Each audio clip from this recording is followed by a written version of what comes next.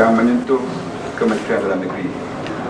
Sebelum saya menjawab pertanyaan secara spesifik, izinkan saya memanjatkan penghargaan kepada Yang Berhormat Perdana Menteri di atas keprihatinan beliau, dan insyaAllah JDN akan memanfaatkan sepenuhnya peruntukan yang disalurkan bagi memberi impak yang maksimum kepada usaha memelihara keamanan, keselamatan dan kesejahteraan rakyat serta negara yang menjadi teras utama kementerian ini.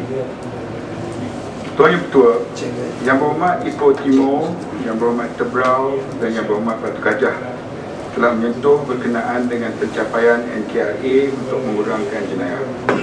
Sebenarnya pihak PDRM telah mula berjaya mengurangkan jenayah indeks yang disasarkan sebanyak 5% untuk 3 tahun berturut-turut dan jenayah jalanan sebanyak 20% menjelang akhir tahun 2010. Laporan statistik telah menunjukkan penurunan kadar jenayah indeks sebanyak 3.7% dan jenayah jalanan sebanyak 7.6% bagi suku tahun keempat, iaitu Oktober hingga Disember tahun 2009 dibandingkan dengan suku tahun kedua, April ke Jun tahun 2009. Berdasarkan prestasi tersebut adalah diyakini kadar tersebut akan terus berkurang bagi suku tahun pertama 2010. Penurunan ini membuktikan penjelasan ya. Terima kasih Tuan Ketua mengenai kekurangan kadar jenayah dan street crime. Di sini saya adalah model ekonomi baru mengenai maklumat kita yang mahu mencapai 10 tahun depan 2020. Apa yang visi itu?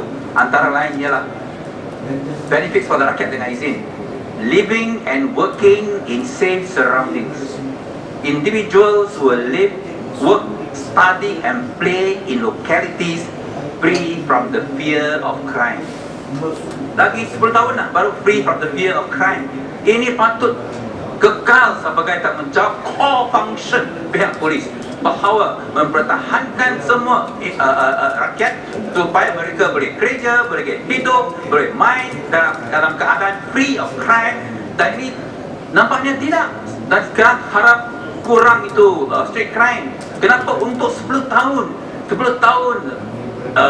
pihak berkuasa, pihak polis dan Kementerian Dalam Negeri gagal dalam satu fungsi yang begitu pokok untuk apa-apa kerajaan, dan apa-apa kerajaan yang tak boleh menaikkan fungsi yang begitu pokok itu tidak ada hak untuk terus memerintah. Kenapa? Dan bolehkah ini ditunaikan sebelum 2020? To live, to work, to play in the free of crime, new economic model 2020. Bukankah ini satu laughable objective?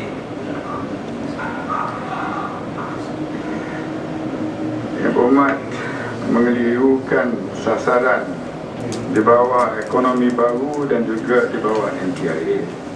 Di bawah NKRA yang telah kita sasarkan tak perlu tunggu sampai 10 tahun.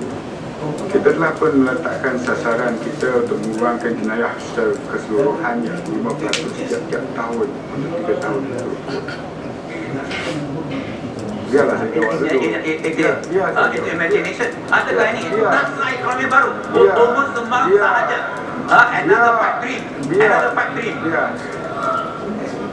Keduanya dalam konteks jenayah jalanan, kita telah tetapkan penurunan 20% menjelang tahun ini, di mana sasarannya begitu jelas dalam tempoh masa yang begitu singkat, dalam konteks di mana ini merupakan harapan rakyat, di mana fear of crime yang disebutkan.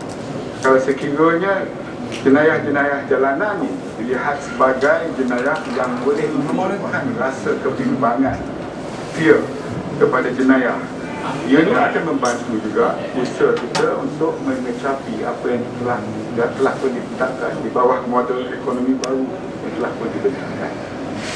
Yang penting sekarang ialah bagaimana NKRA yang telah pun kita ubah menjurus kepada jenayah-jenayah yang spesifik di kawasan-kawasan panas yang telah pun dikenal pasti. Di 4 negeri yang merupakan kadar jenayah yang difokuskan, yang disasarkan tadi, merupakan perkara yang diberikan keutamaan dalam semua aspek menjadi satu kejayaan supaya rakyat yang merasakan, kalau betul percaya kepada apa yang disebut oleh itu, takut, bimbang keluar dengan jenayah, maka persepsi dan indeks yang saya sebutkan penurunan daripada peringkat awalannya telah pun menunjukkan satu kejayaan. Bermakna bahawa kita di peringkat awal ini telah pun berada di atas landasan yang baik. Penurunan ini membuktikan bahawa usaha-usaha memerangi jenayah yang telah dan sedang dilaksanakan sudah mula membuahkan hasil, dan oleh itu adalah diyakini sasaran mengurangkan jenayah seperti ditetapkan akan dicapai menjelang akhir tahun 2010. Aktiviti pencegahan akan difokus kepada negeri atau kawasan panas yang telah pun dikenal pasti, dan KDN akan sentiasa terus memantau statistik secara harian melalui bilik-bilik gerakan yang telah pun diwujudkan. Ya, silakan Muhammad. Terima kasih Menteri, terima kasih Ketua. Dalam satu pertemuan saya bersama dengan Pusat Suhakam Datuk Seri Manyam, beliau ada mengeluarkan kenyataan bahawa 70% daripada kes yang diadu pada Suhakam adalah mengenai polis. So bagaimana Menteri nak menjelaskan keadaan ini? Terima kasih. Minta maaf Menteri, berkenaan statistik. Saya ingin nyatakan saya menyokong segala usaha menurunkan kadar jenayah. Yang memang ada bagi beratusan penurunan jenayah jalanan dan jenayah indeks. Tapi bagaimana menyukat persepsi orang ramai?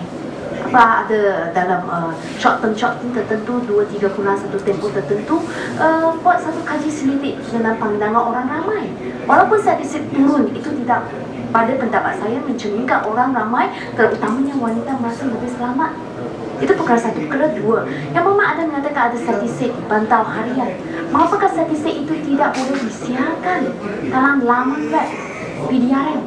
Saya nampak statistik itu telah dikeluarkan, dia ada statistik langsung.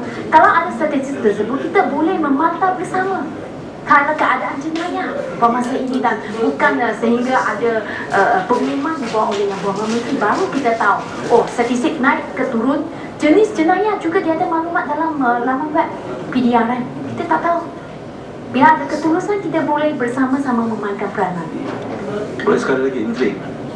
Ya, betul-betul. Terima kasih Tuan Yang Di-Pertua, terima kasih Menteri. Jauh manakah Yang Berhormat Menteri pandangan Yang Berhormat Menteri tentang keberkesanan ataupun persepsi tentang polis ini dipengaruhi oleh gelagat-gelagat pembangkang dalam negara kita yang kadang-kadang mengkritik pihak berkuasa, terutamanya polis ini, sampai ke satu tahap yang keterlaluan. Kalaupun ada masalah-masalah yang tertentu yang boleh dikritik, itu kita boleh terima. Tetapi nampak gayanya kritikan yang dibuat itu sampai kadang-kadang tidak masuk akal. Apakah penjelasan Yang Berhormat Menteri, adakah kritikan yang tidak berkesudahan dan keterlaluan ini juga mempengaruhi persepsi rakyat terhadap kerja-kerja baik dan nama baik Persatuan Pergerakan Polis di Raja Malaysia? Jawab sekali, Tok Menteri, boleh? Sekali ya. Yang Amat Selesai.